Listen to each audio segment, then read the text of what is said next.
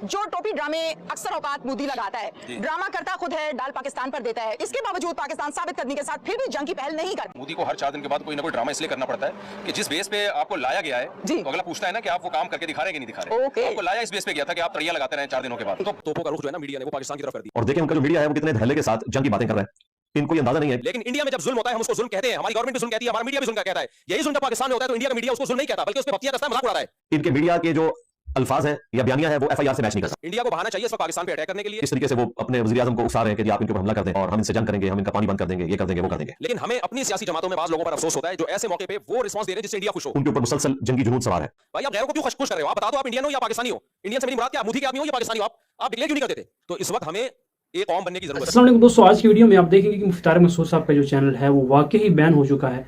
क्या इंजीनियर मोहम्मद रियाज साहब ने मुफ्ती तारिक मसूद साहब का जो चैनल है वो डिलीट करवाया है या बैन करवाया है? इस वजह से कि मुफ्ती तारिक मसूद साहब जो है वो इंजीनियर साहब के ऊपर गाली गलौज करते हैं।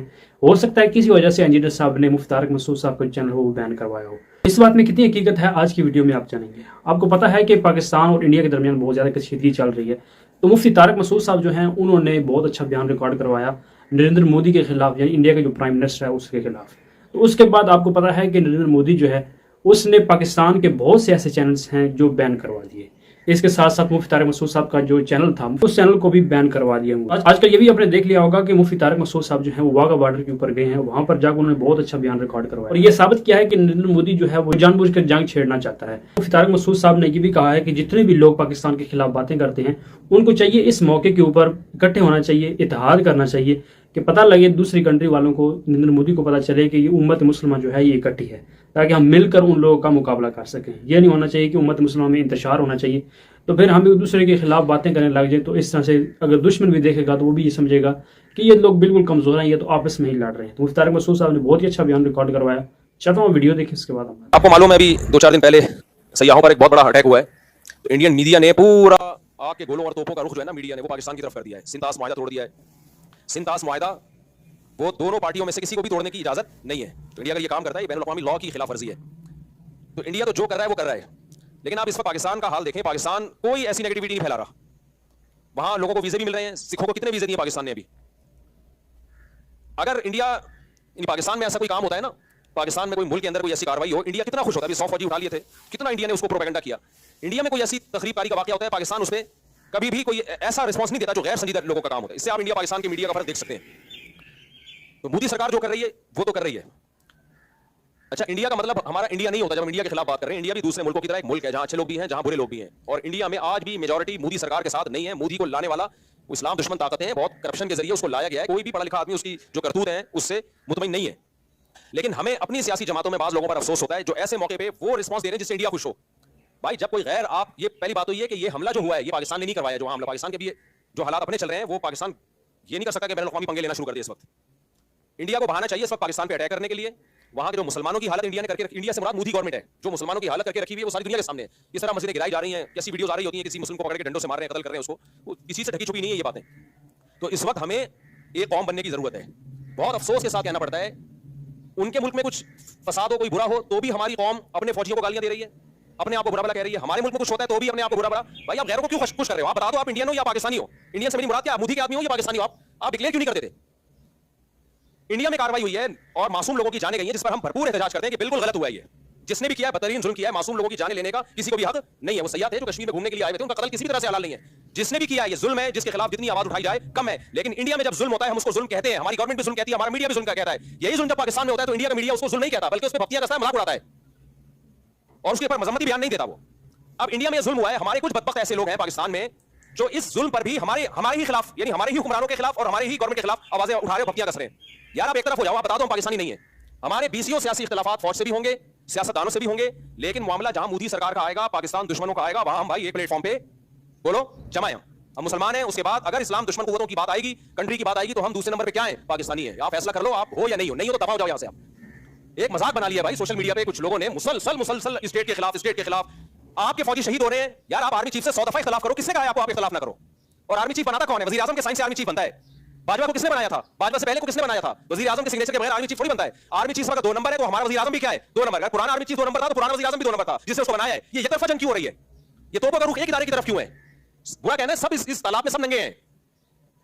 हमारा ऐसा कुछ हम लोग बेदरदारी का शिकार हो गए। एक इदारे को तो मुसलसल हदफ बनाया जा रहा है और बाकी सब दूध से धुले हुए हैं। तो हमने सबसे पहले भाई स्टेट का मफाद सामने रखना है। आर्मी में अच्छे लोग भी आते हैं, बुरे लोग भी आते हैं, लेकिन मेरे पास, आपके पास मुल्क को बचाने के लिए, सरहदों की हिफाजत के लिए पाकिस्तान आर्मी के अलावा कोई ऑप्शन नहीं है। या तो आप कोई अल्टरनेट दूसरी फौज लेकर आओ, तो मैं बोलूंगा ये 2 नंबर है, ये 1 नंबर आ गई। जब आपके पास ऑप्शन ही नहीं है तो भाई हमारे पास, हमने आर्मी चीफ को नहीं देखना है। चीफ आर्मी के अच्छे भी आएंगे, बुरे भी आएंगे, करप्ट भी आएंगे, नेक भी आएंगे। वो एक इंसान है। आप बोलो उसके खिलाफ, अगर आपने बोला है, हमें कोई एतराज नहीं है। कोई तारीफ करेगा, कोई बोलेगा उसके। आप शहबाज शरीफ के खिलाफ बोलो, हमें कोई एतराज नहीं है। कोई तारीफ करेगा, कोई अच्छा ही करेगा। ये हमेशा सियासी लीडरों में ऐसा होता है। कोई मरियम नवाज के फेवर में है, कोई मुखालफत में है, लेकिन इतनी मुखालफत कि उससे अब हमें लगे कि अब मामला शख्सियत पे नहीं है, अब आपको स्टेट से दुश्मनी है। अब आप शहबाज शरीफ या आर्मी चीफ के खिलाफ जो ठरक निकाल रहे हो, तो ये असल में पाकिस्तान के खिलाफ आपने ठरक निकालनी है। तो लेवल आप आर्मी चीफ का या आर्मी का या वजीर आजम का लगा रहे हो। किसी शख्सियत के खिलाफ बुरा बोलो भाई, हमें कोई एतराज नहीं है, हमने किसी का कलमा नहीं पढ़ा है। लेकिन अभी हो ये रहा है, टिकटॉक पे, फेसबुक पे एंटी स्टेट एलिमेंट्स जो है वो मुतहर्रिक हुए हैं, वो लेबल लगा रहे हैं फौज का, आर्मी का, और असल में उनकी वो जो मुल्क की जड़ें वो खोखली कर रहे हैं। तो भाई अगर बाहर से हमारे मुल्क पे अटैक होता है, एंटी स्टेट एलिमेंट्स हमारे मुल्क में धमाके कर रहे हैं, तो जैसी भी फौज हो, ऐसे मौके पे हम, चाहे मैं इमरान खान की हिमायत करूं, चाहे मैं शहबाज शरीफ की हिमायत करूं, इस मौके पे हम किसके साथ हैं? फौज के साथ खड़े होंगे। नहीं खड़े होना तो दफा हो जाओ यहां से और बता दो कि मैं पाकिस्तान दुश्मन हूं, मैंने इस मुल्क की ईंट से ईंट बजानी है, मुनाफरत छोड़ दो। फिर समझ में आ रही है बात कि नहीं आ रही है? इतना ज्यादा मीडिया पे बकवास, नेगेटिविटी हद होती है यार। सियासी हालात हमेशा से उखाड़ पिछाड़ होती है। भुट्टो को नहीं फांसी दी गई थी क्या वो लीगल काम हुआ था? मार्शल लग गया था, क्या वो लीगल काम था? कुछ लीगल होता है, कुछ इलीगल होता है, सब कुछ हमेशा से होता आ रहा है, पहली दफा नहीं हुआ ये। लेकिन जब मुल्क की बात आती थी तो पूरी कौम एक झंडे के तहत जमा हो जाती थी। अब जो हालात चल रहे हैं, अब रॉ और इसराइल इतना इन्वॉल्व हो चुका है कि कौम एक झंडे के तहत आ नहीं रही है। ये बहुत डेंजरस है, बहुत खतरनाक है ये। पाकिस्तान जाएगा, हम सब की वाट लगेगी, चाहे इस्लाम के नाम पे तोड़ो, चाहे आजादी के नाम पे तोड़ो। पाकिस्तान की मिसाल उस फल की है कि आप दरख्त का फल काट रहे हो, नीचे टोकरा आपका दुश्मन लेके खड़ा हुआ है। ये आजादी खत्म हो जाएगी हमारी, गुलाम बनेंगे हम। लीबिया और शाम से ज्यादा बदतरीन हालात होंगे। यहाँ आबादी बहुत ज्यादा है, लीबिया और शाम से ज्यादा आबादी, करोड़ों लोग बसते हैं। ऐसा खून बहेगा, ऐसी लाशें सड़कों पे, कोई रोने वाला नहीं होगा।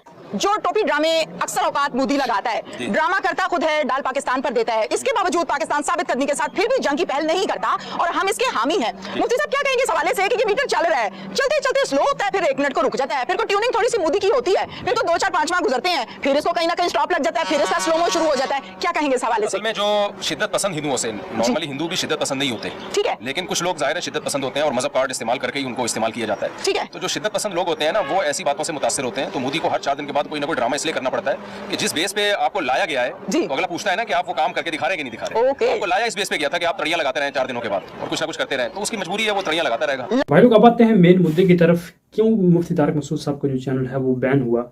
किस वजह से मुफ्ती तारिक मसूद साहब ने क्या ऐसी गलती की जिसकी वजह से मुफ्ती तारिक मसूद साहब का जो चैनल है वो बैन हुआ?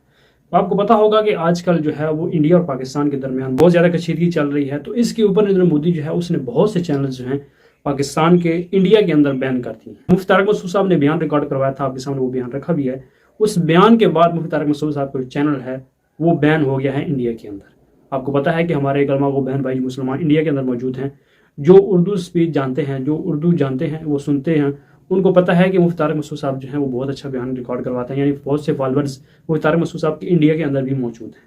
तो मुफ्ती तारिक मसूद साहब को जो लोग सुनते थे, अब वो VPN कोई भी डाउनलोड करेंगे, उसके बाद मुफ्ती तारिक मसूद साहब का चैनल है उसको देख सकेंगे या मुफ्ती तारिक मसूद साहब की स्पीच जो है वो सुन सकेंगे। तो देख लें, ये बहुत गंदी हरकत है नरेंद्र मोदी की कि उसने पाकिस्तान के बहुत से ऐसे चैनल्स हैं जो इंडिया के अंदर बैन करवा दिए हैं। वो इस वजह से है कि मुफ्ती तारिक मसूद साहब या दीगर बहुत से ऐसे लोग जो हैं जो नरेंद्र मोदी के खिलाफ और इंडिया के खिलाफ जो बातें करते हैं, इसी वजह से उनके चैनल जो है वो बैन हो चुके हैं। मुफ्ती तारिक मसूद साहब ने जो बात की है कि इस मौके के ऊपर हमें तमाम उम्मत मुस्लिमा को, चाहे इंजीनियर साहब हों, चाहे कोई और भी आलम दीन हो, हमें इकट्ठा होना चाहिए। हमें ये सबूत देना है कि हम उम्मत मुस्लिमा और पाकिस्तानी जो हैं वो इकट्ठे हैं। इख्तलाफात जो हैं वो अपनी जगह पर, लेकिन इख्तलाफात की बेस के ऊपर हम एक दूसरे से अलग नहीं हो सकते। इस मौके के ऊपर अल्लाह से दुआ है अल्लाह ताला उम्मत मुस्लिमा का नबी को चल के ज़िंदगी गुजारने की तौफीक दे, पाकिस्तान के ऊपर अपना खास फजल फरमाए और कलमा को मुसलमान जो फ़लस्तीन हमारे बहन भाई हैं उनके ऊपर भी अपना खास फजल फरमाए। नेक्स्ट वीडियो में जज़ाकुमुल्लाह।